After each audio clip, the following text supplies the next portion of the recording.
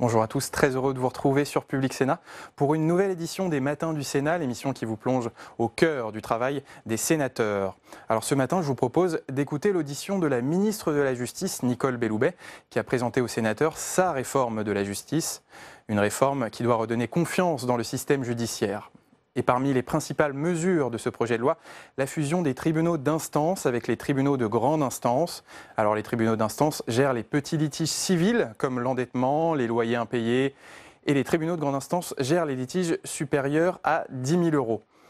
Cette réforme simplifie aussi la procédure pénale et crée une procédure entièrement numérique pour les petits litiges avec des jugements donnés sans audience. Le gouvernement veut aussi diminuer la surpopulation carcérale en développant les peines alternatives comme les travaux d'intérêt général, les stages ou le bracelet électronique. Je vous laisse écouter cette audition de la ministre de la Justice. Cette réforme, ce sont d'abord des moyens pour la justice. Il s'agit, je le rappelais tout à l'heure, d'une priorité gouvernementale et donc d'un effort sans précédent. Nous avons besoin de moyens pour investir et pour recruter. Pour investir dans la programmation immobilière, qu'il s'agisse de l'immobilier judiciaire, mais aussi des constructions pénitentiaires, et recruter, c'est évidemment un besoin dont nous avons tout à fait perçu la prégnance pour assurer une justice de qualité. C'est tout l'intérêt d'avoir une loi de programmation sur 5 ans qui permet d'avoir de la visibilité, d'investir dans la durée et de planifier les recrutements. Une première étape a été franchie avec le budget 2018, puisque ce budget a connu une hausse de 3,9% et la création de 1100 emplois. Le budget 2019, qui a été connu hier, avec sa présentation au Conseil des ministres, consacre cette augmentation des moyens. Cette année, l'augmentation des moyens passe de 3,9 à 4,5% d'augmentation et crée 1300 emplois supplémentaires. Dans le projet de loi qui vous est soumis, il est prévu des moyens dont l'importance doit être, je le redis ici clairement, mesurée à l'aune de la discipline budgétaire à laquelle le gouvernement s'est astreint par ailleurs. Le budget de la justice augmentera de 1,6 milliard en 5 ans, passant de 6,7 milliards à 8,3 milliards, soit une hausse de 24%. Et ce budget nous permettra d'engager le recrutement de 6 500 personnes en 5 ans. Je suis évidemment à votre disposition pour affiner ces détails lors de notre discussion. De ces moyens, on peut attendre évidemment une amélioration des conditions de travail des magistrats et des personnels, une résorption des vacances de poste et aussi la possibilité de constituer de véritables équipes autour des magistrats. Ces moyens vont également nous permettre de passer de l'ère de l'informatique à l'ère du numérique. Il s'agit pour moi d'un élément stratégique. J'ai eu l'occasion de le dire à plusieurs reprises, c'est le défi qu'il nous faut gagner pour que la réforme de la justice soit crédible et pour que les évolutions de notre service public soient vraiment à la hauteur de l'attente des justiciables. Et c'est bien un défi car en la matière, le ministère de la Justice a d'énormes marges de progression en termes de performance.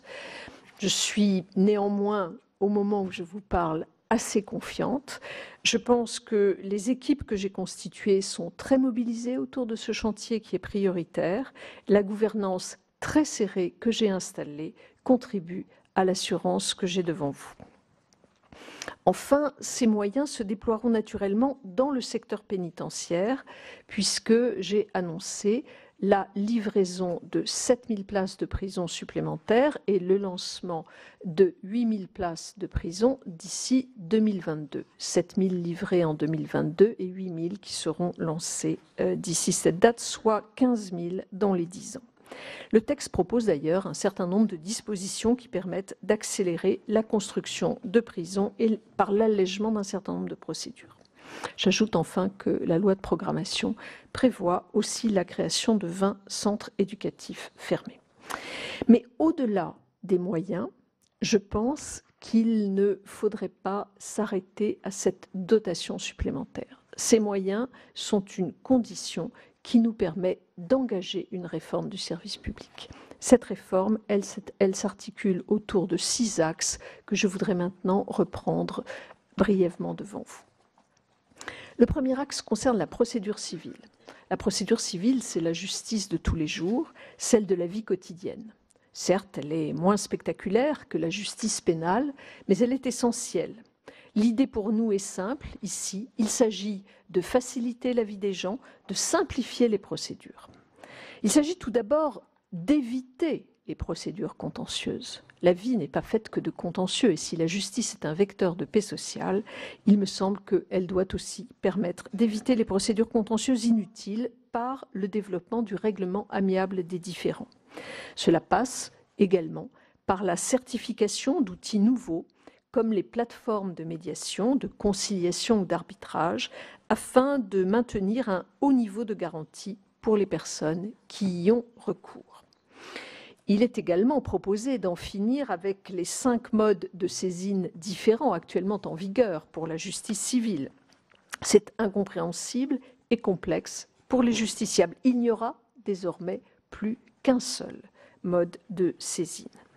Le projet de loi propose aussi de simplifier dans cette justice du quotidien, de simplifier la procédure de divorce hors consentement mutuel, afin de diminuer par 2 la durée de ces procédures qui parfois atteint aujourd'hui plus de 2 ans. Plus de la moitié de ce délai est liée à la phase de conciliation qui en réalité ne concilie jamais personne, et cette phase sera donc supprimée. Il s'agit également ici de simplifier la protection des majeurs vulnérables. Il faut faciliter la vie des gens en supprimant des formalités qui sont inutiles et qui n'étaient guère protectrices. J'en donne un exemple. Il ne sera plus nécessaire d'imposer une vérification lourde des comptes des personnes âgées quand l'essentiel des revenus sert uniquement à payer l'hébergement. L'un des objectifs du texte est aussi de faciliter le règlement des petits litiges de la vie quotidienne, soit en les dématérialisant, ce sera le cas des injonctions de payer, soit en évitant des audiences inutiles lorsqu'il y aura l'accord des parties. Enfin, il est proposé d'étendre le périmètre de la représentation obligatoire par avocat pour assurer une justice de meilleure qualité. Cela ne s'appliquera pas aux litiges inférieurs à 10 000 €, mais aux autres contentieux de l'exécution, aux contentieux des baux ruraux, des élections professionnelles, de l'expropriation ou en matière douanière. Enfin, le caractère exécutoire des décisions de première instance viendra confirmer la force et le poids des jugements rendus à cette étape de la procédure.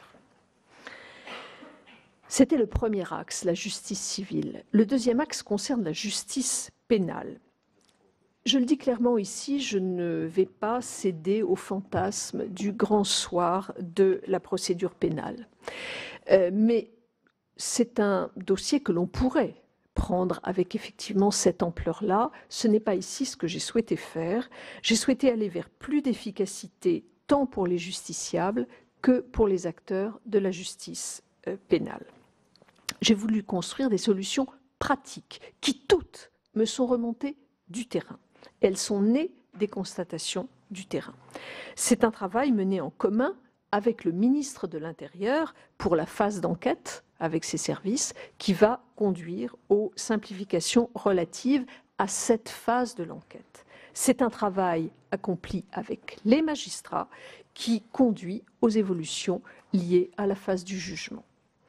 Mais simplifier, tel que je vous le propose, ce n'est pas renier la garantie des droits. C'est évidemment trouver l'équilibre entre ces 2 impératifs, à la fois assurer la garantie des droits et donc la constitutionnalité et la conventionnalité de notre texte, mais également permettre l'accélération de la procédure. Il s'agit d'abord de mieux protéger les victimes, avec, par exemple, la plainte en ligne, si elles le souhaitent, et la possibilité de se constituer partie civile à l'audience par voie dématérialisée. Il s'agit aussi de simplifier le travail des acteurs avec la numérisation complète de la procédure pénale. Il faut en finir, en effet, avec cette absurdité qui consiste aujourd'hui, pour les services d'enquête, à saisir les différents procès-verbaux constitutifs du dossier dont ils ont la charge, puis à transmettre ce qu'ils ont saisi au magistrat qui lui-même, au greffe des magistrats, qui lui-même devra ressaisir dans les logiciels propres au ministère de la Justice. Nous avons beaucoup travaillé pour avoir un cahier des charges commun et une procédure pénale numérique unique.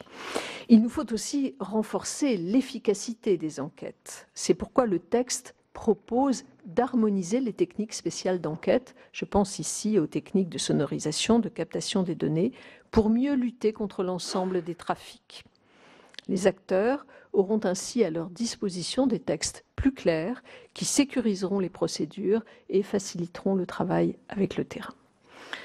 Toute une série de mesures sont également prévues pour lutter contre la délinquance du quotidien. Je ne peux pas les énumérer tous, mais je pense par exemple à l'interdiction de paraître qui pourra être prononcée plus largement. Je pense également aux amendes forfaitaires pour l'usage des stupéfiants.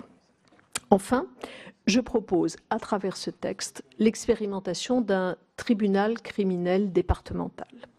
L'objectif par ce tribunal criminel départemental est d'éviter la correctionnalisation d'un certain nombre de crimes et de les juger dans un délai plus rapide au bénéfice des parties.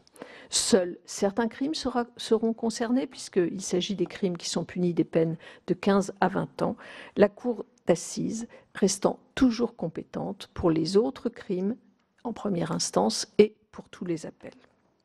Cet axe sur la justice pénale prolonge les évolutions de la procédure pénale déjà ouverte par des textes antérieurs. Sans doute, cependant, un travail général de refonte de la procédure pénale sera-t-il ultérieurement nécessaire. Le troisième axe concerne l'efficacité et le sens de la peine. Il s'agit ici clairement de mieux réprimer les infractions, de mieux protéger la société et de mieux réinsérer les personnes qui ont été condamnées. Trois objectifs au service de notre ambition. C'est un chantier essentiel qui doit se comprendre en lien avec le plan pénitentiaire que j'ai présenté il y a une quinzaine de jours en Conseil des ministres.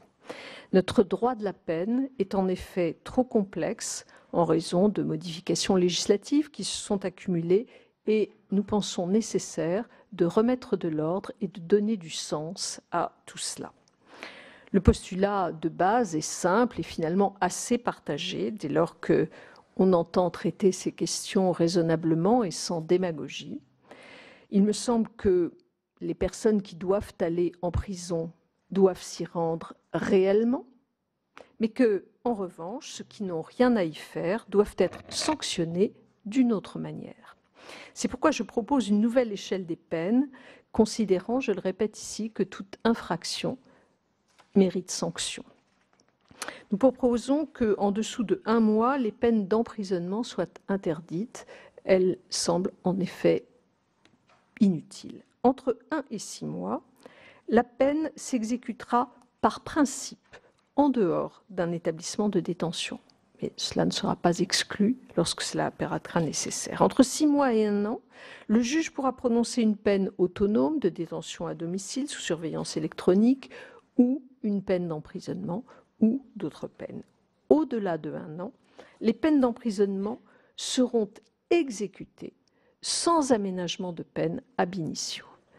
Cela signifie que le seuil d'aménagement des peines d'emprisonnement, tel qu'il découle de l'article 723-15 du Code de procédure pénale, sera abaissé de 2 ans à 1 an. L'idée, je le disais, est d'éviter des emprisonnements qui sont inutiles, désocialisants et qui nourrissent la récidive. L'idée, c'est aussi d'assurer une exécution effective des peines prononcées. Aujourd'hui, l'inexécution des peines de prison qui sont prononcées et qui est extrêmement fréquente rend incompréhensible notre justice pénale, aussi bien pour les victimes que pour les délinquants et que pour la société en général. Parallèlement, il faut que les peines qui soient prononcées en lieu et place de la prison soient des peines réelles, utiles, des peines autonomes. À cette fin, nous allons développer les peines de travail d'intérêt général en les ouvrant notamment au secteur de l'économie sociale et solidaire et en créant une agence dont la préfiguration est en cours.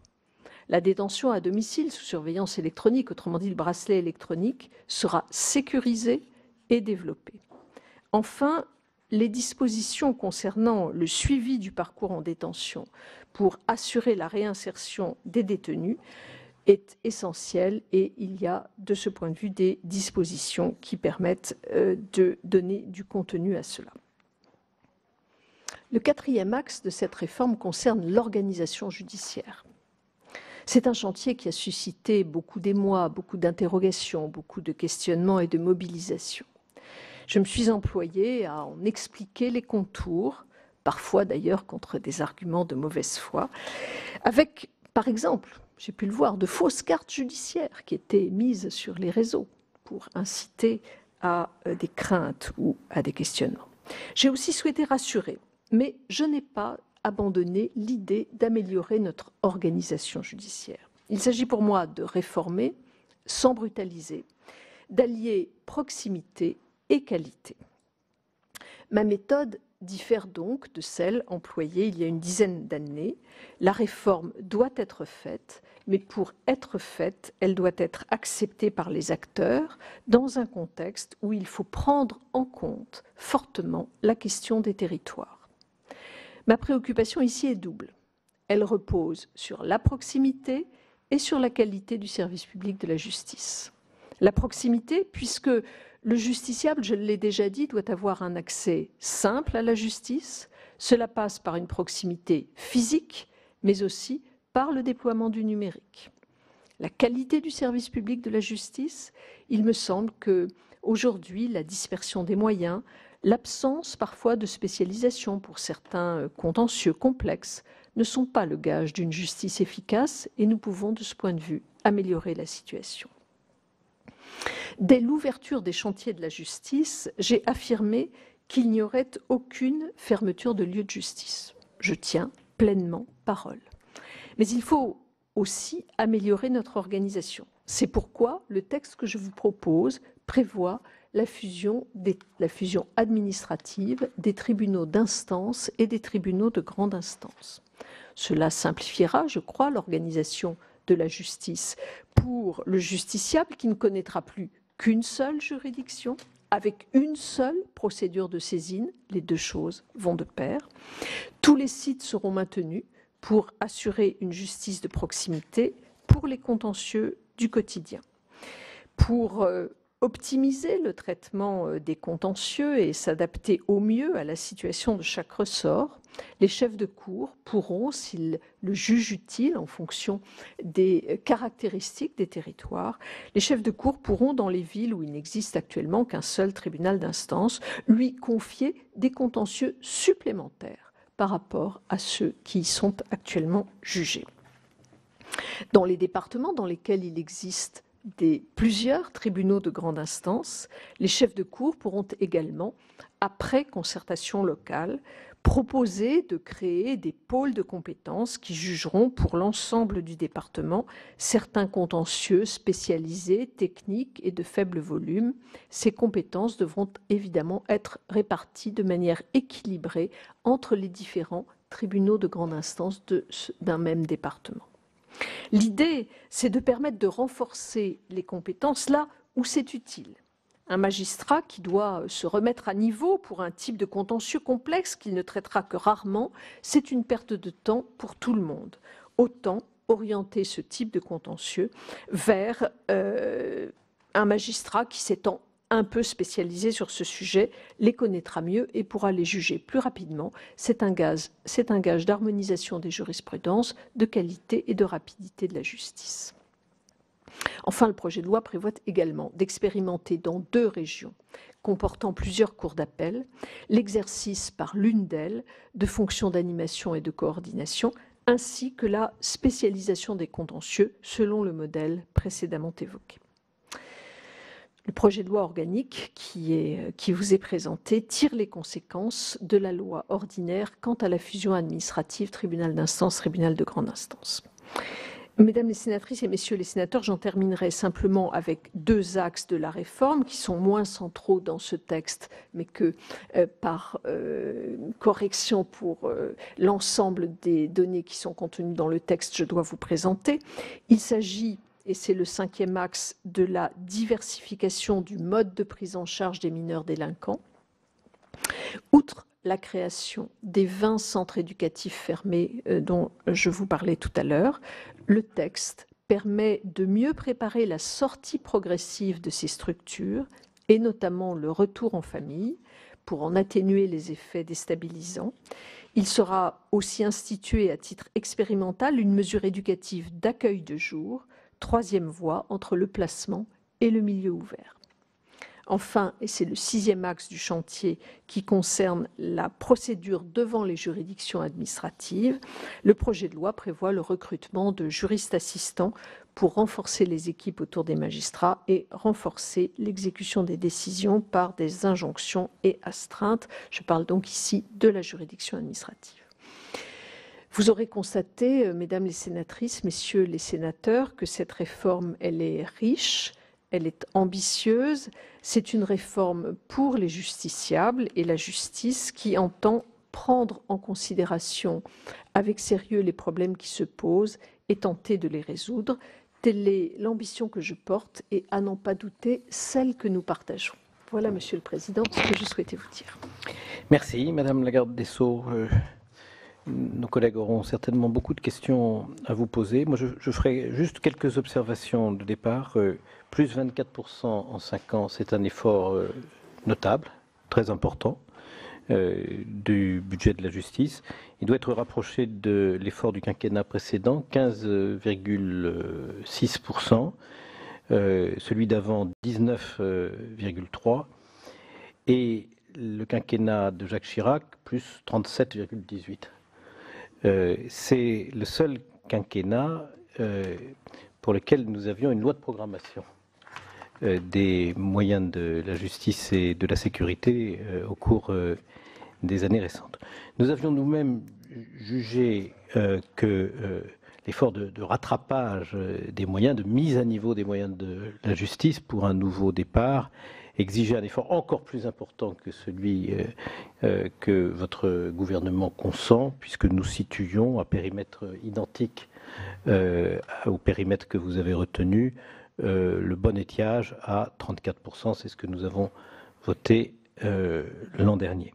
Ce qui nous intéresserait dans le travail que nous allons conduire ensemble, et pas forcément aujourd'hui dans les détails, c'est d'avoir des précisions sur la ventilation entre les différents programmes de la mission justice de cet effort de redressement des moyens de la justice, parce que il faut reconnaître que le texte sur ce point reste muet, et pour pouvoir apprécier la réalité du redressement que nous espérons dans le fonctionnement des tribunaux, il faudrait que nous ayons une répartition qui soit précise.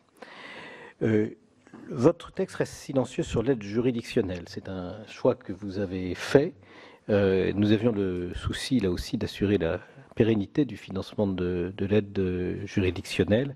Il est important que vous puissiez nous dire dans quel cadre vous comptez traiter ce problème et quelles sont vos intentions.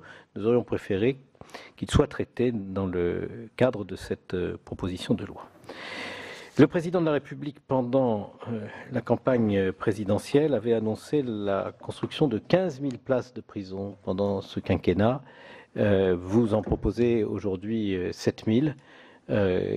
Pourquoi le président de la République a-t-il changé d'avis sur ce point? Et est-ce que la diminution de ses ambitions en matière de mise à niveau de l'administration pénitentiaire est compensée par des moyens considérables pour les peines alternatives aux peines de prison? Je vous signale que les chiffres qui m'ont été communiqués sont préoccupants pour la dernière année en ce qui concerne le nombre de condamnés en semi-liberté et le nombre de condamnés bénéficiant d'un placement à l'extérieur et hébergés, dont le chiffre aurait diminué pour le premier de 6,4% en un an et pour le second de 25%. C'est dire que si on construit moins de places de prison que le président de la République s'était engagé à le faire, il faudrait que, sur d'autres chapitres au moins, on voit que les peines que vous voulez être des peines certaines pour la délinquance puissent être exécutées autrement. Et pour l'instant, l'effort n'a pas été suffisant, c'est le moins qu'on puisse dire, dans ce domaine. Il y a un sujet qui nous préoccupe particulièrement parce que vous savez que nous avons à cœur d'être la chambre des libertés. Ce sont les pouvoirs supplémentaires qui sont donnés aux procureurs et qui paraissent leur donner dans les enquêtes judiciaires un rôle qui, en réalité, diminue celui des juges d'instruction. Je sais bien que le juge des libertés de la détention assurera un contrôle sur les procureurs dans l'exercice des pouvoirs supplémentaires que vous voulez leur donner.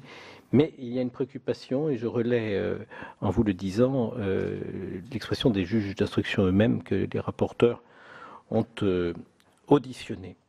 Enfin, il y a la question du procureur antiterroriste, du parquet national antiterroriste. Cette idée avait été avancée il y a quelques mois. Le gouvernement y a ensuite renoncé. J'ai compris qu'il souhaite maintenant, par voie d'amendement, remettre sur la table cette idée.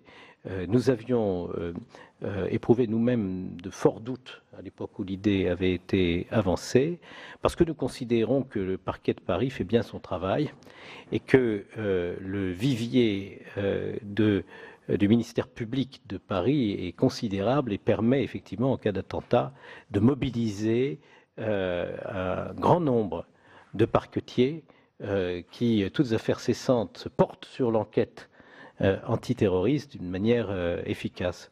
C'est vous dire que j'ai personnellement une certaine préoccupation face à la renaissance de ce projet et aux difficultés d'articulation que je pressens, que nous pressentons avec le parquet de Paris. Voilà quelques sujets de préoccupation que je mets sur la table. Ce ne sont pas des questions précises, mais si vous voulez bien tout à l'heure les aborder au moment où vous répondrez aux questions de nos collègues qui... Je peux même les aborder maintenant. Eh bien, si vous voulez. Alors, je vous remercie.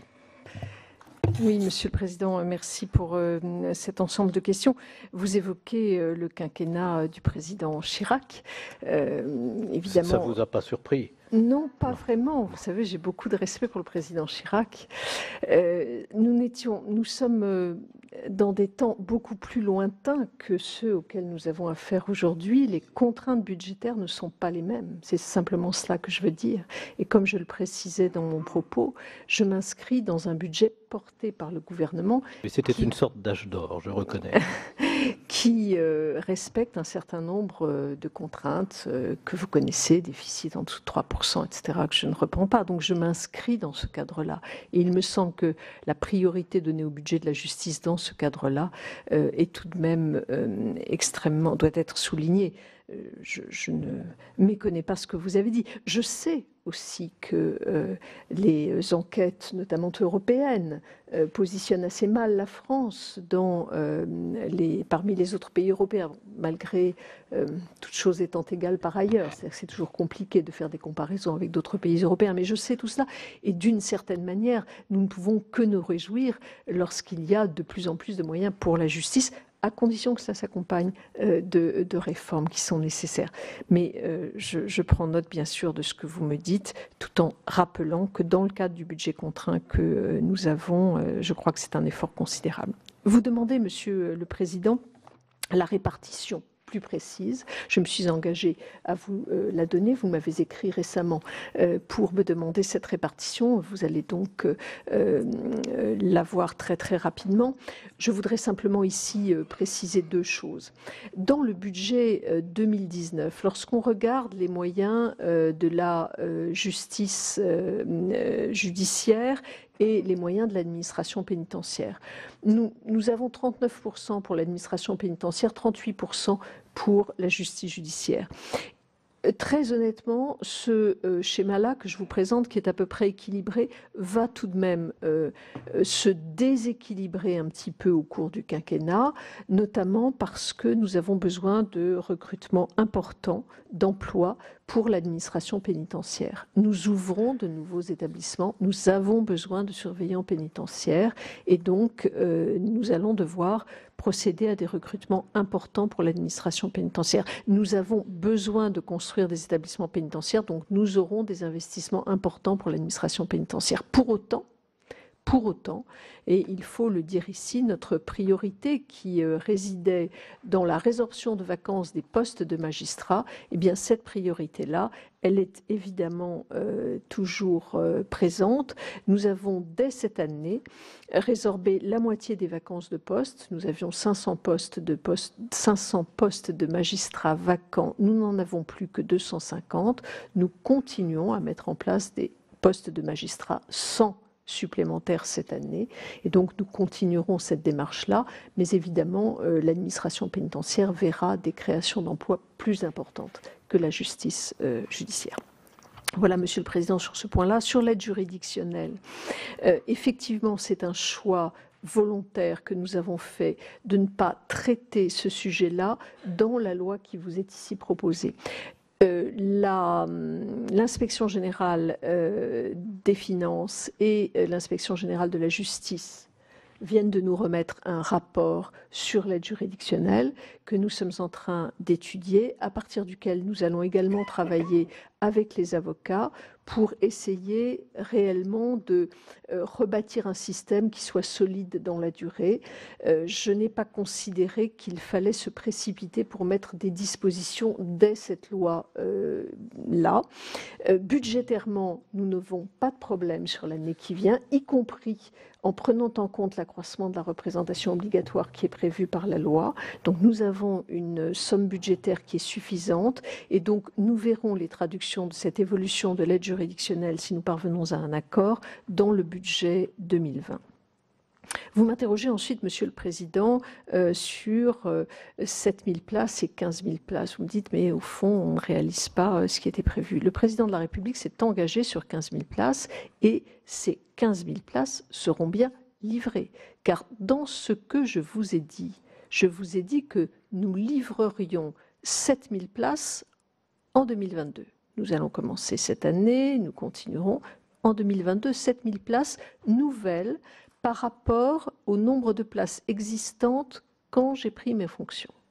7 000 places nouvelles seront livrées en 2022. Et d'ici 2022, nous aurons engagé 8 000 nouvelles autres places.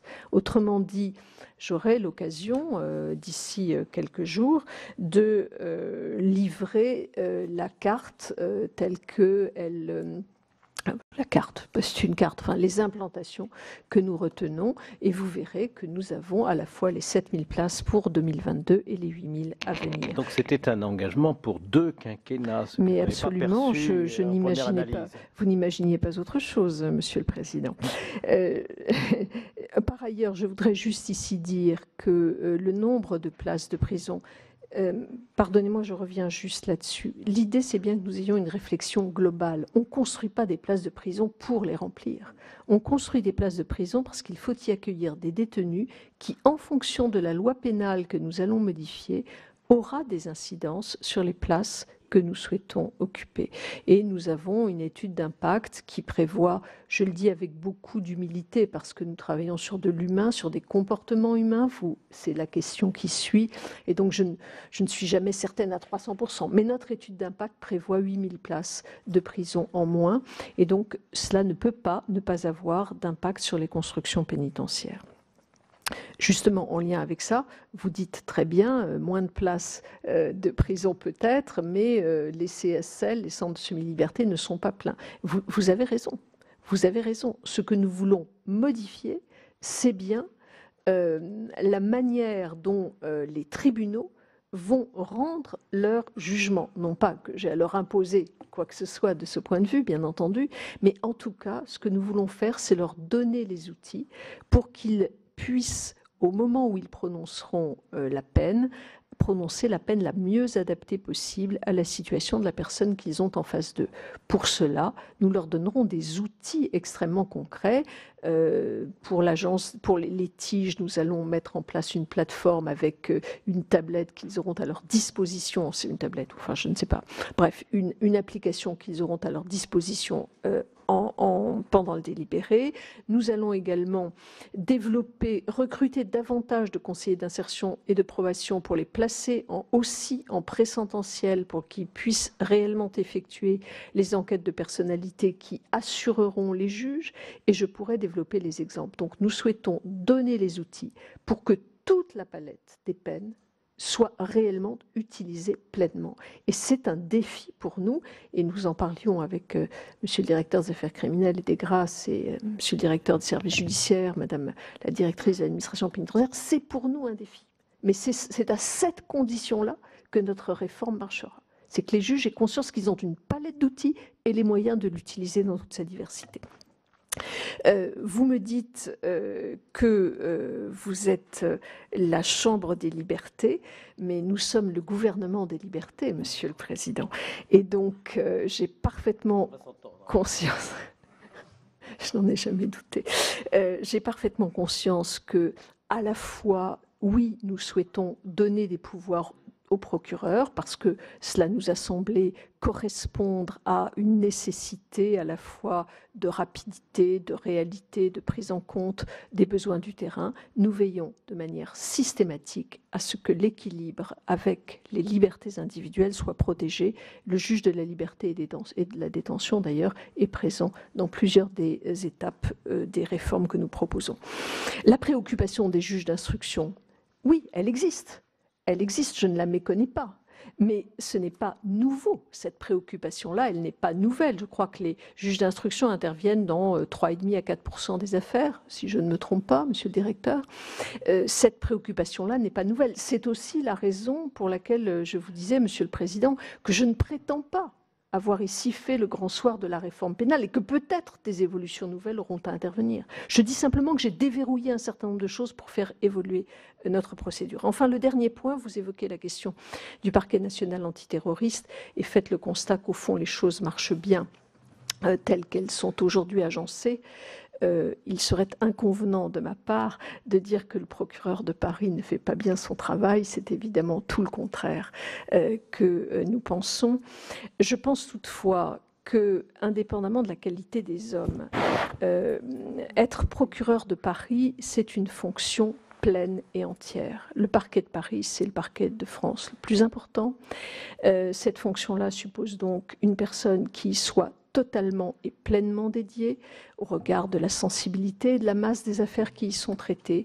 Et il me semble que la lutte contre le terrorisme justifie également aujourd'hui quelqu'un qui s'y consacre pleinement en ayant des relais sur le territoire, en animant une politique nationale de lutte contre le terrorisme. Et vous me faites part de votre inquiétude quant au nombre de personnes qui pourraient être mobilisées. Mais nous avons prévu dans le texte de loi la possibilité pour le procureur national antiterroriste de mobiliser des magistrats du parquet de Paris auxquels il pourra faire appel en tant que de besoin en cas d'événement exceptionnel sur une liste qui sera dressée par accord avec le procureur de Paris. Voilà, Monsieur le Président. Merci, Madame la garde des Sceaux. Je demande à mes collègues de m'excuser d'avoir posé autant de questions au garde des Sceaux et je ne veux pas les priver de pouvoir en faire autant, donc je leur donne tout de suite la parole. Et d'abord à Monsieur Buffet, co-rapporteur. Merci, Monsieur le Président. Madame la Ministre, vous avez rappelé ou pris comme positionnement le fait que ce n'était pas le grand soir de la justice. En tous les cas, il y a quand même 57 articles dans ce texte qui couvrent un nombre de sujets extrêmement vastes qui, pris individuellement, peuvent constituer les uns et les autres des sujets par eux-mêmes. Singulièrement en matière pénale, que vous avez évoqué, et singulièrement en matière d'exécution des peines, dans le maquis actuel de notre droit. Et je vous redis ce que je vous ai déjà dit, à savoir que nous pensons que ce sujet-là aurait pu être par lui-même aurait pu par lui-même faire l'objet d'un travail de fond et d'un toilettage de fond. C'était sans doute le bon moment pour le faire. La première question, elle revient sur la première question qui vous a été posée par le président de la Commission. Votre projet, tel que vous le portez, ne trouvera de réalité que si les moyens sont là. Vous nous le dites. J'ai demandé, nous avons demandé, au début du mois de juillet, à vos collaborateurs de nous transmettre la ventilation des crédits prévus. Nous sommes à moins de 5 jours du rapport devant la Commission des lois. Nous ne disposons toujours pas de ces éléments budgétaires, alors même que nous allons devoir rendre un avis clair et précis dans 5 jours. Je le regrette, je vous le dis très clairement, je trouve ça dommage, alors que vous avez débuté votre propos en disant que nous travaillons sur ce texte depuis 6 mois. Vous avez raison, mais à l'aveugle sur le plan budgétaire. Donc nous avons besoin de ces éléments. C'est ma première observation.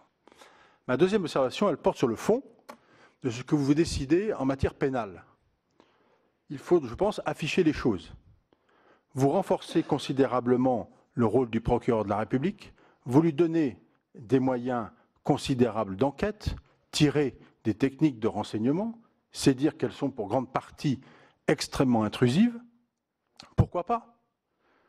Mais ne sommes-nous pas aujourd'hui, ceci d'ailleurs, et les juges des instructions le disent, se sentent dépouillés, mais la question n'est pas là. Je dis pourquoi pas, mais sous quelle forme d'équilibre nouveau on apporte? Il faut que je fasse court, vous me dites, vous avez raison, et je dois le faire.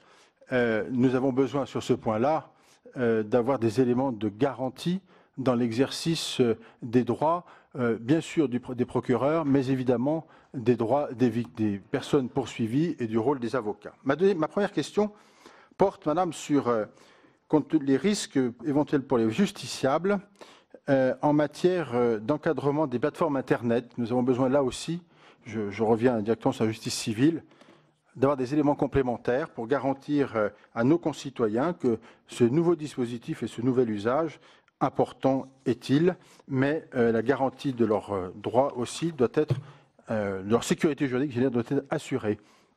En matière pénale, une question rapide, ne craignez-vous pas que la nouvelle procédure de comparution à délai différé qui permettrait de décider une mesure de sûreté sans ouverture d'une information judiciaire n'aboutisse en réalité à une nouvelle augmentation du nombre de personnes placées en détention provisoire? La troisième question porte sur l'exécution des peines. Il y a une baisse de création de places de prison. Vous avez expliqué ce que vous disiez, mais elle se fait naturellement au détriment de l'encellulement individuel que l'on poursuivait depuis plusieurs années. La preuve en est, c'est que le moratoire sur cette affaire-là a été prolongé et que nous ne serons pas en capacité dans les mois qui viennent, dans les années qui viennent, de pouvoir répondre à l'enjeu, qui est l'enjeu premier. Quand on voit d'ailleurs ce que font les Allemands, c'est assez brillant. Je ne vous reproche pas tout là-dessus parce que je crois que c'est une responsabilité collective ancienne en la matière.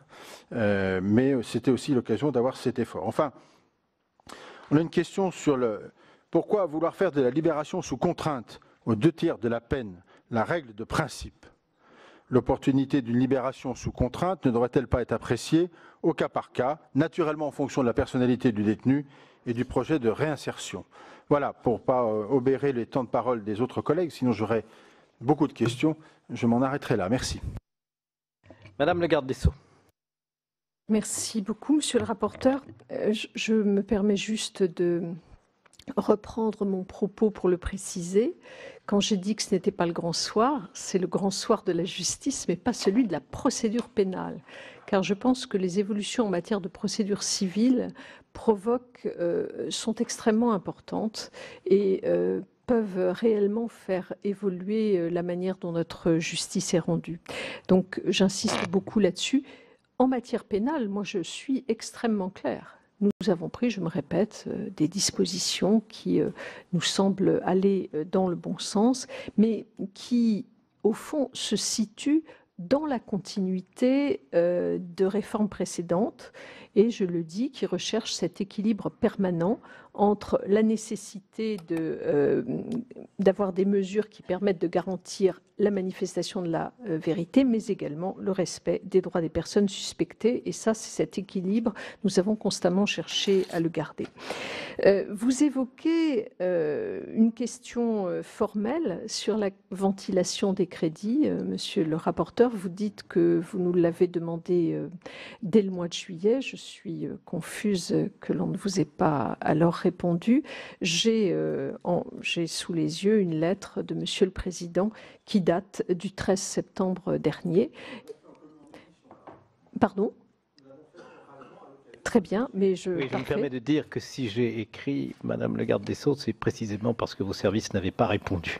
Alors, écoutez, en tout cas, ces documents sont prêts et je pense pouvoir vous les adresser très rapidement, dès demain sans doute. Et vous y verrez effectivement la ventilation des crédits.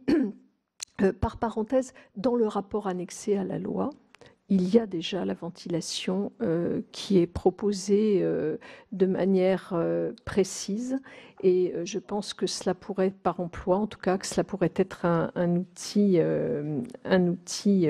important pour votre réflexion. Vous évoquez ensuite la question de la garantie des droits. Il me semble que la loi que nous proposons, elle est moins en rupture avec la procédure pénale telle qu'elle existe aujourd'hui que d'autres lois qui ont été précédemment adoptées. Je pense notamment à la loi de janvier 1993 qui avait renforcé l'efficacité de l'enquête préliminaire.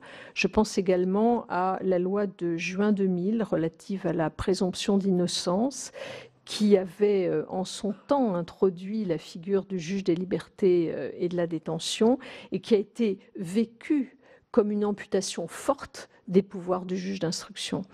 Il me semble que nous ne sommes pas dans cette rupture-là, nous sommes au contraire dans la continuité de ces textes antérieurs. Je ne méconnais pas les craintes que cela peut engendrer, mais il me semble que nous avons veillé réellement à mettre en place les garanties qui apparaissaient nécessaires. Et au fond, je ne crois pas là qu'il y ait d'amputation nouvelle sur ces sujets-là.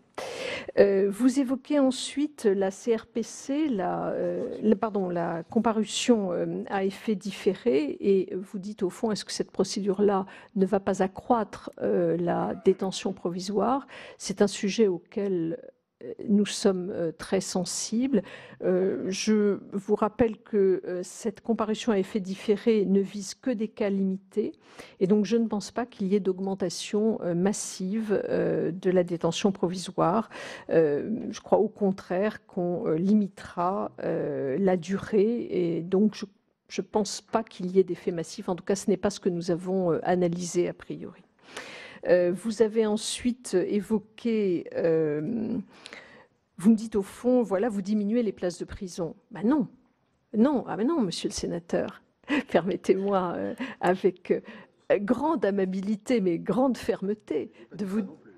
Alors pardonnez-moi si j'ai mal interprété. Vous diminuez le nombre de places de prison que vous construirez. C'est ça que vous avez voulu dire, et que vous avez dit d'ailleurs. Donc vous diminuez votre projet de création de places de prison. Non, on ne diminue pas, non. Alors sans doute ai-je mal formulé ma phrase. Nous construirons 15 000 places. Ça nous arrive à tous. Hein. Mais oui, Monsieur le Président, bien sûr. Nous construirons 15 000 places de prison. Mais vous savez très bien, et nous avons regardé un peu sur le temps long, le délai qu'il fallait pour construire une place de prison. Nous sommes autour de 6 ou 7 ans. Peut-être un peu moins si nous utilisons les procédures qui, dans le texte, nous permettront d'accélérer un peu la construction. Peut-être un peu moins lorsque nous serons sur des places moins sécuritaires, je pense aux structures d'accompagnement vers la sortie. Mais en toute hypothèse, il faut un temps long. Et donc, nous lancerons entre 2018 et 2022, nous lancerons les 8000 places qui seront livrées après 2022 Vous savez très bien qu'il faut acheter. Non, mais vous pouvez dire non, monsieur le sénateur, mais vous savez qu'il faut acheter des terrains, il faut les repérer. Bon, si je vous vois opérer une dénégation, et c'est bien votre droit, il faut acheter les terrains, il faut construire, il faut faire les études, il faut construire. Donc, il faut du temps. Nous pourrons réellement, d'ici, je me répète, pardonnez-moi, d'ici 2022, réellement, en dur, proposer les 7000 premières places et lancer effectivement les 8000 autres. Et par ailleurs, il y aura donc des places de prison supplémentaires, puisque nous sommes aujourd'hui à 60 000 et que nous passerons à 65 000. Ce qui nous permettra d'assurer l'encellulement individuel dans notre projection. Enfin, vous évoquez la libération sous contrainte aux 2/3 de la peine. Je voudrais juste ici dire, et vous posez la question de savoir pourquoi est-ce que c'est le principe. Nous considérons qu'une libération sous contrainte, c'est une manière d'éviter les sorties sèches. Donc d'accompagner le détenu dans sa sortie et donc d'éviter la récidive.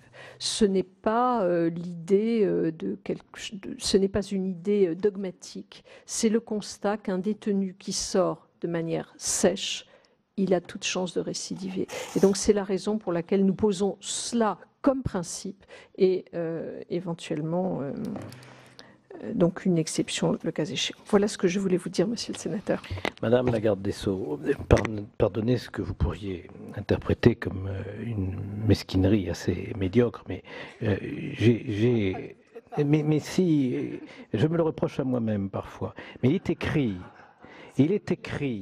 dans les engagements du président de la République, nous construirons 15 000 places de prison supplémentaires sur le quinquennat, soit environ un quart de plus qu'aujourd'hui. Et donc, notre collègue François-Noël Buffet était parfaitement fondé à dire qu'avec 7 000 places, vous aviez un programme, pour toutes les bonnes raisons que vous indiquez peut-être, mais qui était singulièrement revu à la baisse, puisque c'est une baisse de plus de 50%. Mais j'entends bien les arguments que vous avancez. Et nous savons ici que c'est long de construire des places de prison. Il y a toutes ces étapes qu'il faut réaliser. Mais ce qui est certain, c'est que le programme présidentiel a été abandonné. Et peut-être auriez-vous pu l'atteindre si vous aviez envisagé une diversification des modalités d'incarcération avec des structures plus légères que les centres de détention que nous avons construits au cours des 20 dernières années, parce qu'il y a un certain nombre de détenus, soit parce qu'ils accomplissent une peine relativement courte, soit parce qu'ils sont en fin de peine et que leur propension à s'évader a fortement diminué, parce qu'il vaut mieux attendre de sortir régulièrement que de s'évader quand on achève sa peine. Il aurait mieux valu s'évader avant. Et qu'ils doivent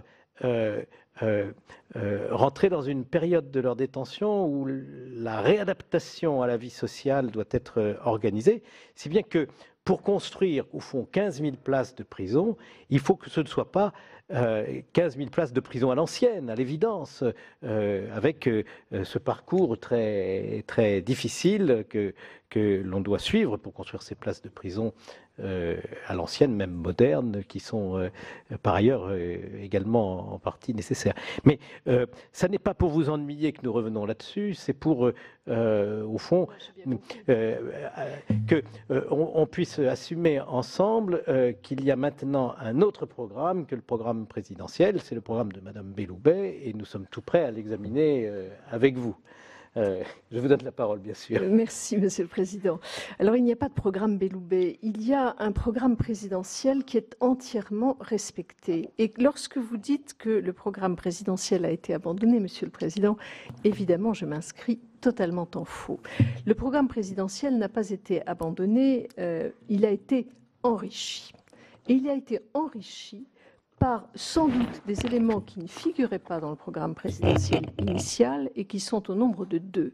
D'abord, il a été enrichi d'une reconstruction de la politique des peines, ce qui ne figure pas nécessairement dans l'annonce qui avait été faite par le président de la République. Nous avons rebâti une politique des peines, une échelle des peines, et c'est parce que nous avons rebâti cette échelle des peines que nous sommes en mesure de dire que nous ferons les 15 000, 7 000 livrés, 8 000 lancés d'ici 2022, car il est important, non pas de construire des places de prison pour construire des places de prison, mais de construire des places de prison qui répondent à un réel besoin.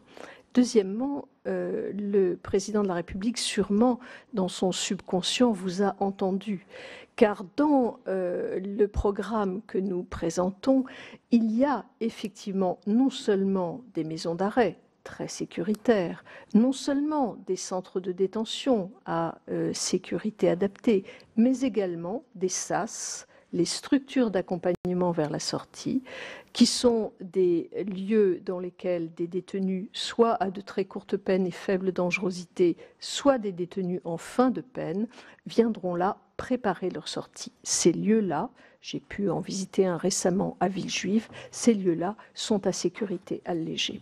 Et donc, le président de la République vous a certainement entendu. Donc non, le programme présidentiel n'a pas été abandonné. Oserais-je, Monsieur le Président, vous rappeler que le programme de 2002 a mis plus de 2 quinquennats à être réalisé. Madame la garde des Sceaux, vous avez fortement insisté dans votre propos liminaire sur le numérique, dont vous avez dit qu'il était stratégique, prioritaire, que c'était un défi qu'il fallait gagner. Nous avons dans cette commission des sénateurs qui sont fins connaisseurs des articulations entre le système judiciaire et le numérique, dont notre président Philippe Bas, qui s'était déjà alarmé de la dispersion des crédits et qui n'était pas gage d'efficacité. Votre texte prévoit une dématérialisation accrue. Est-ce que vous pouvez nous détailler vos ambitions et les réalisations budgétaires en la matière? Et puis j'ai quelques petites inquiétudes sur une numérisation dont on sait que si elle n'est pas suffisamment financée, elle peut avoir des effets assez désastreux, des logiciels mal conçus, mal finalisés, une adaptation du parc existant.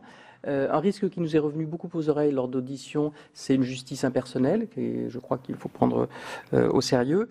Et puis peut-être sur la question de la dématérialisation des injonctions de payer, quelle sécurisation prévoyez-vous pour éviter éventuellement des sujets d'utilisation frauduleuse?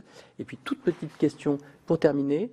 Le reproche a été beaucoup formulé vis-à-vis de la justice prédictive d'un risque de fossilisation ou de glaciation de la jurisprudence et de privatisation, de marchandisation de la justice. Et je crois que sur ce sujet, on a beaucoup de pédagogie à faire et on a beaucoup à vous entendre.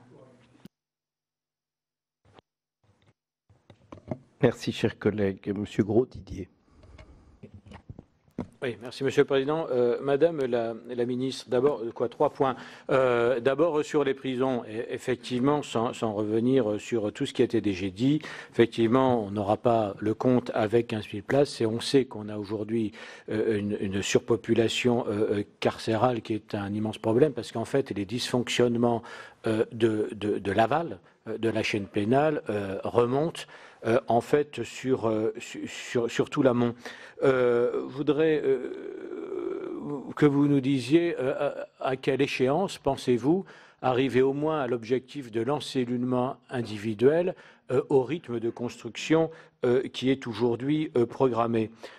Et puis, c'est surtout pourquoi ne pas aller plus loin sur la construction de centres d'un dispositif plus léger de sécurité. Vous avez évoqué les SAS, mais les SAS, ce n'est que pour préparer la sortie. Or, beaucoup de détenus, quand ils intègrent, délinquants en col blanc, délinquants routiers, ne sont pas tous des Redouane Faïd.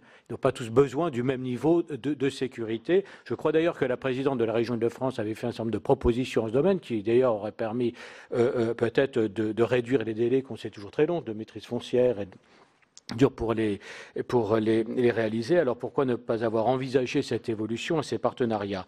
Ensuite, sur la procédure pénale, vous dites que ce n'est pas le grand soir, mais j'ai un peu peur que cela douche l'espoir de ceux qui, depuis très longtemps, espèrent un peu plus. Et je pense notamment aux policiers et gendarmes qui passent plus des 2 tiers de leur temps aux tâches de procédure et qui n'ont plus qu'un tiers de leur temps pour l'opérationnel. S'il est évident qu'on a par rapport au pays européen pas assez de magistrats rapportés à la population, on a normalement assez de policiers et gendarmes, mais le problème c'est qu'ils passent plus de temps, 2 fois plus de temps à la procédure qu'à l'opérationnel. Et là, on est très déçus. Alors sur la numérisation, ça ne doit pas simplement effectivement passer scanneriser des documents qui hier étaient photocopiés. Il s'agit d'aller beaucoup plus loin. Et quid par exemple de l'usage de la signature électronique pour légaliser les équivalents électroniques de procédure. On peut aujourd'hui virer des millions d'euros par signature électronique et pas valider une procédure. Et pourquoi pas être allé beaucoup plus loin sur l'oralisation?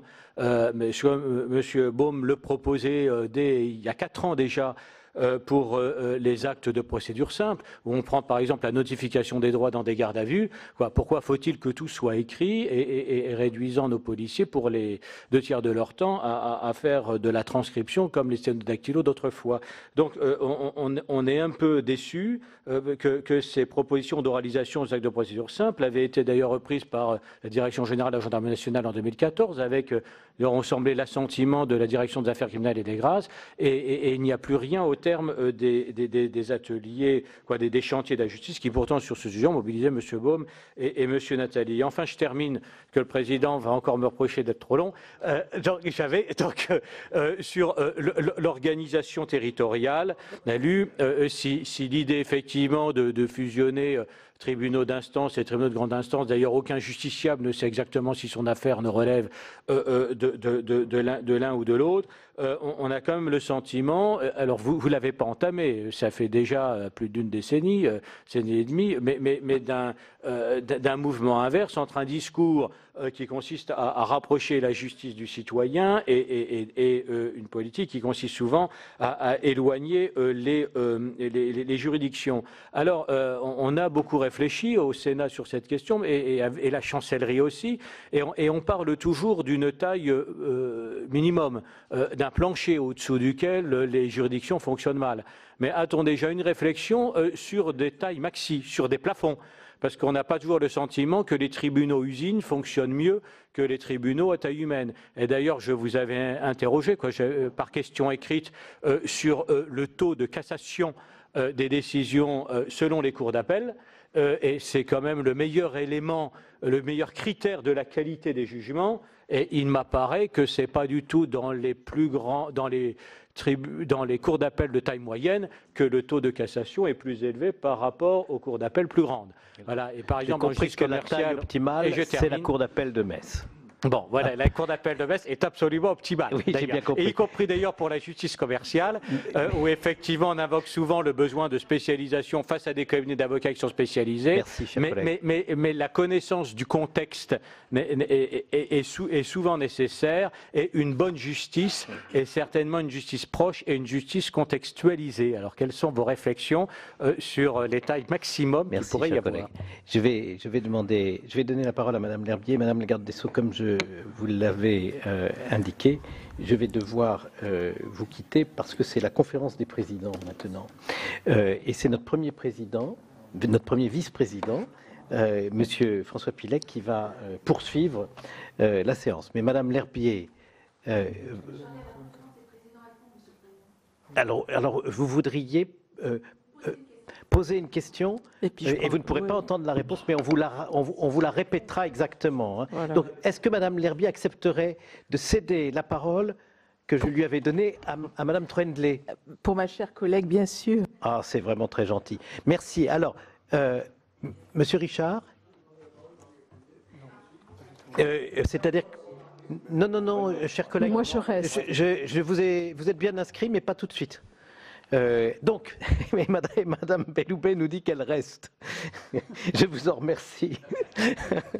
Donc, Madame Troendlé, si vous le voulez bien, et Madame la garde des Sceaux, je vous prie de m'excuser. Merci, Monsieur le Président. Merci à ma collègue Brigitte L'Herbier de me céder son temps de parole.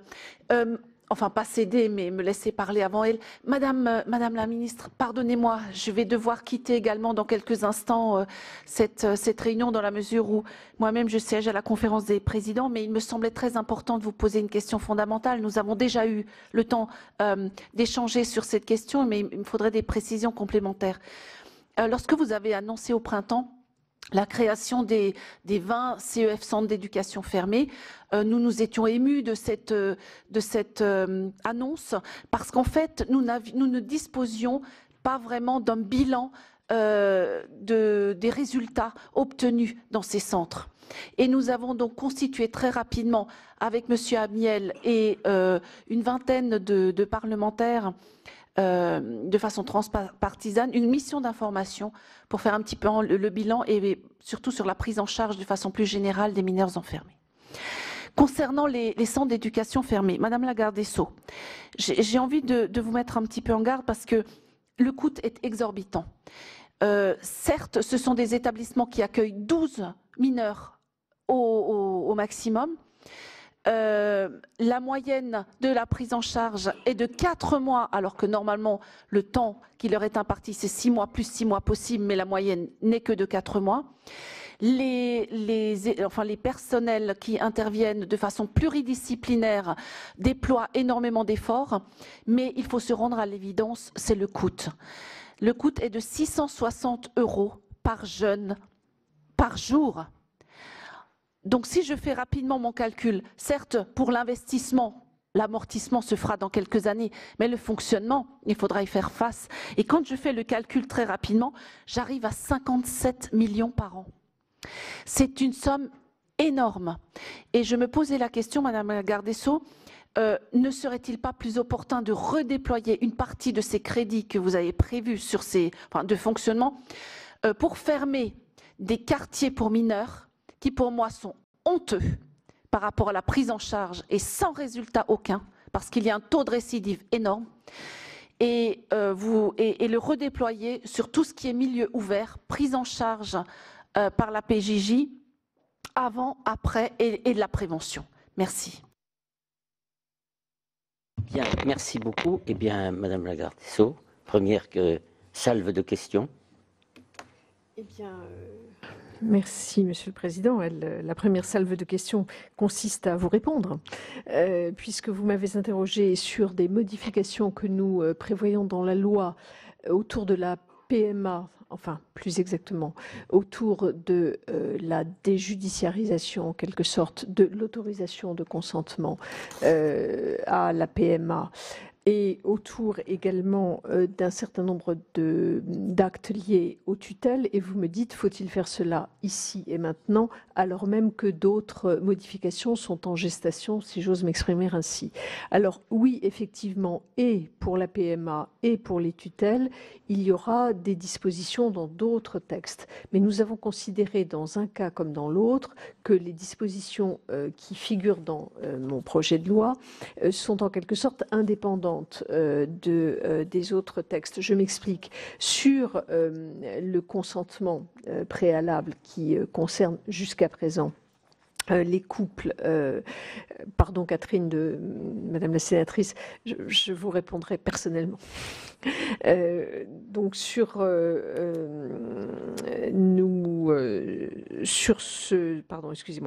ce texte, il me semble que cette autorisation de consentement en toute hypothèse, elle va demeurer comme un acte important et il n'y a pas de difficulté à en prévoir la déjudiciarisation, car en toute hypothèse, il n'y a aucune plus-value du juge.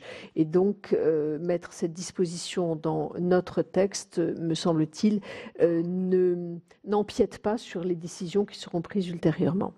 Sur la question des tutelles, le rapport qui vient de nous être remis par Madame Caron-Déglise prévoit à la fois des amendements qui sont liés à la dignité de la personne sous tutelle, et ces amendements-là, qui concernent aussi bien le droit de vote que le mariage, que le PACS, peuvent être pris indépendamment des autres mesures qui feront l'objet de la loi dépendance qui sera portée par Madame la ministre de la Santé. Et donc la scission entre les deux ne pose pas de difficulté. Cela correspond d'ailleurs à des amendements qui sont proposés par Madame Caron-Déglise, à des mesures qui sont proposées par Madame Caron-Déglise et qui font l'unanimité. Voilà ce que je pouvais vous dire, Monsieur le Président, sur ces deux sujets-là. Il me semble qu'il n'y a pas de difficulté à engager un certain nombre de mesures dans le texte que je porte et à les compléter sur d'autres champs dans d'autres textes qui seront évoqués. Monsieur le sénateur Durin, vous évoquez la question du numérique. Nous avons prévu de consacrer dans la loi de programmation 530 millions d'euros de crédits au déploiement du numérique et 260 recrutements nouveaux. Mais plus globalement, j'ai souhaité, autour de ce sujet-là, à la fois, comme je le disais dans mon propos introductif, avoir des objectifs très précis qui tournent autour de 3 thématiques qui s'attachent, 1, au réseau, et notamment au déploiement de la fibre optique dans l'ensemble des sites judiciaires, 2, au déploiement des applications sur lesquelles nous devons évidemment progresser, mais qui est actuellement vraiment fait l'objet d'une conduite projet par projet, d'une manière agile et dont j'espère nous verrons les résultats prochainement. D'ailleurs, je crois que nous allons, si nous sommes le 26, aujourd'hui nous sommes le 25, donc dès demain, vous aurez accès à votre B3, votre casier judiciaire B3 en ligne directement. Donc ça, c'est un premier point parce qu'il est très utilisé. Le B3 néant, à partir de 14h, n'essayez pas 8h du matin, à partir de 14h, et en tout cas moi je le ferai, donc on pourra avoir accès directement au B3 néant en ligne. Et ce type d'application va se déployer de manière, je l'espère, à un rythme soutenu. Enfin, le troisième axe, donc les réseaux, les applications, le troisième axe, c'est ce qu'on appelle la chaîne de soutien aux utilisateurs et sur laquelle nous avons évidemment un effort également très soutenu. J'ai mis en place une gouvernance resserrée de ce dispositif. Je tiens tous les 2 mois un comité stratégique du plan numérique pour la justice et je vérifie application par application, point par point, ultra portable quasiment par ultra portable, où en est le déploiement du dispositif. J'espère que les engagements qui pour moi sont vitaux et sont un des seuils de crédibilité de la réforme seront effectivement tenus. Vous évoquez, est-ce que c'est pas une justice impersonnelle? Non. Non, franchement, c'est pas parce que vous utilisez un ordinateur que vos relations deviennent impersonnelles, vous le savez très bien. Et dans le transfert des documents, dans la mise en place des procédures numérisées, ça ne veut pas dire qu'il n'y aura pas de contact. Au contraire, nous voulons libérer du temps pour que les magistrats, les greffiers, les services d'accueil unique du justiciable se déploient pleinement dans leurs relations avec les usagers. C'est vraiment l'objectif que je porte. Ce n'est pas du tout celui d'une justice impersonnelle ou robotisée, comme j'ai déjà pu l'entendre. Vous évoquez de ce point de vue la sécurisation du tribunal des injonctions payées qui sera traitée de manière dématérialisée. Évidemment, nous prenons toutes les mesures pour qu'il n'y ait pas de difficulté de ce point de vue-là. Je ne veux pas ici entrer dans le détail. Enfin, vous évoquez la question de la justice prédictive. Alors moi, je traite de ce sujet-là avec beaucoup de prudence, évidemment. Nous avons dans le texte de loi une disposition sur l'open data des décisions de justice. Nous ne pouvons, je crois, aujourd'hui pas faire autrement que de développer cette open data. Nous avons néanmoins un débat sur le sujet et avec les magistrats et avec les avocats. Le professeur Loïc Cadier nous a remis un rapport extrêmement important et intéressant sur l'open data des décisions de justice. Néanmoins, dans la mise en œuvre, il y a des positions divergentes, par exemple sur l'anonymisation des magistrats. Les avocats sont contre, les syndicats de magistrats sont pour, sur l'utilisation qui pourra également être faite de ces décisions de justice. Mais je crois que le rôle que le ministère lui-même pourra jouer ou que les avocats eux-mêmes pourront jouer dans le déploiement de cette open data jouera un rôle tout à fait essentiel. Je ne crois pas que nous irons vers une fossilisation de la jurisprudence. Il me semble qu'au contraire, ça peut développer des des capacités d'imagination et d'inventivité. Monsieur le sénateur Brault, vous avez évoqué la question... Brodidier, pardon, monsieur. Oui, absolument. Excusez-moi. Vous avez évoqué la question de la surpopulation carcérale. Oui.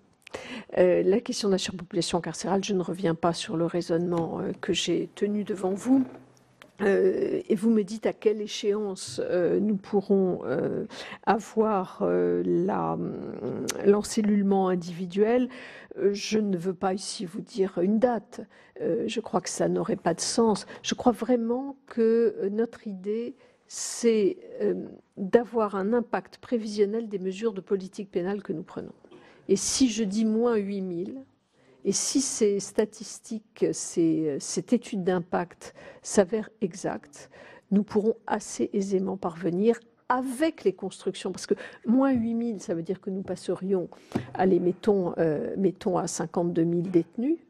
Nous avons actuellement 60 000 places, enfin 59 000 et quelques.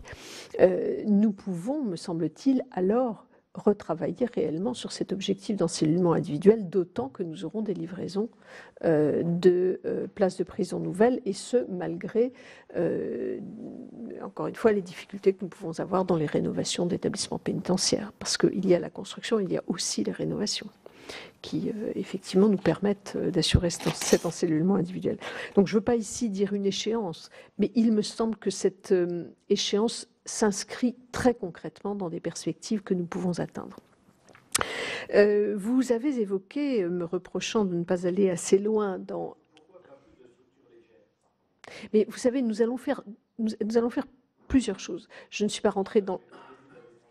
Nous allons faire 2000 places de SAS. Les SAS, c'est évidemment la fin de la détention, comme je le disais, mais c'est aussi les détentions de courte durée, comme celles que vous évoquiez, pour des personnes qui ne sont pas nécessairement dangereuses, personnes qui ont commis des infractions, permis de conduire ou je ne sais, enfin. En tout cas, nous nous adressons bien à ces deux types de publics. Et donc, nous allons les implanter sur des petites structures, 120, autour de 120 places, plus légères, et que nous allons répartir sur l'ensemble du territoire. Nous prévoyons à ce stade 2000 places. C'est une structure nouvelle, une conception architecturale nouvelle, un régime de détention nouveau. Et donc, je veux bien en lancer 50 000 d'emblée, mais je voudrais quand même être sûr que ça marche. Et c'est cela que nous voulons d'abord voir dans un premier temps jusqu'en 2022.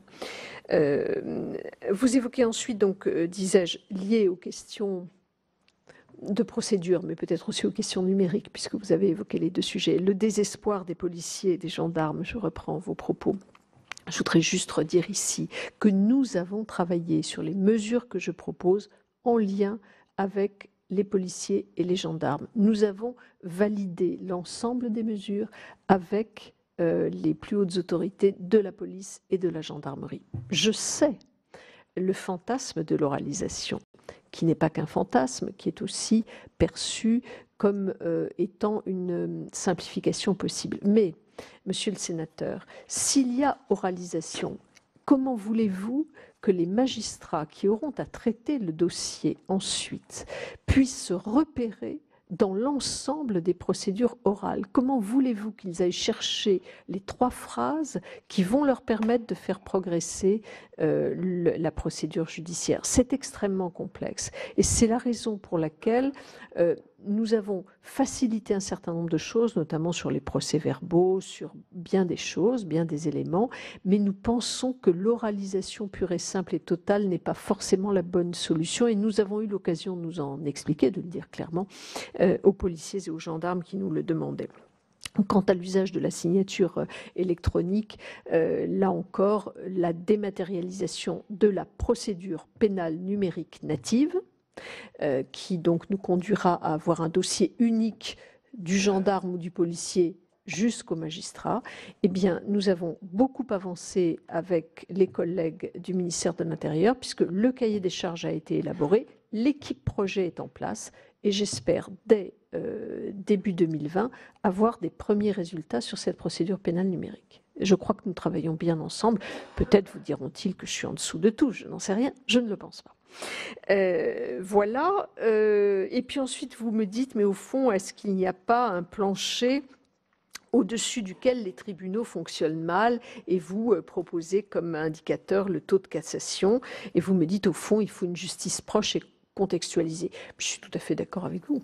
Je suis tout à fait d'accord avec vous. Et c'est bien la raison pour laquelle je ne ferme aucun tribunal d'instance, même s'ils vont changer de nom. Enfin bref, tout ça, c'est lié à une simplification, selon nous, que nous allons proposer. Mais je ne change rien sur l'implantation, je ne change rien sur le travail qu'ils vont faire, je ne change rien sur l'accueil des justiciables, et même, je propose qu'on mette davantage de justice de proximité. Donc, je pense que nous allons de ce point de vue-là dans le même sens, monsieur le sénateur. Je sais qu'à Bobigny, on a des difficultés.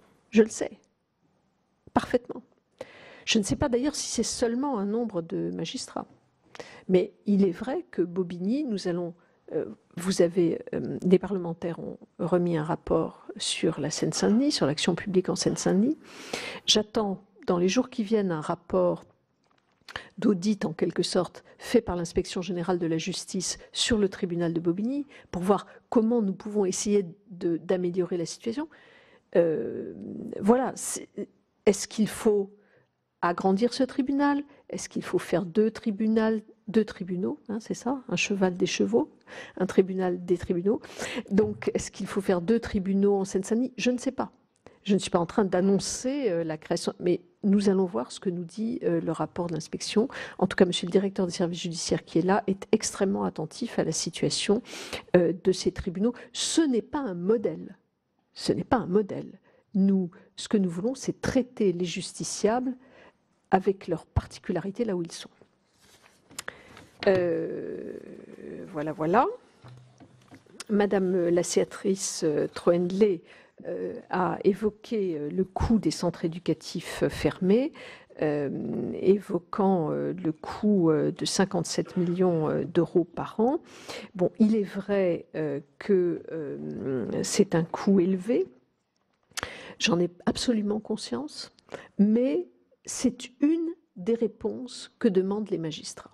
C'est une des réponses que demandent les magistrats.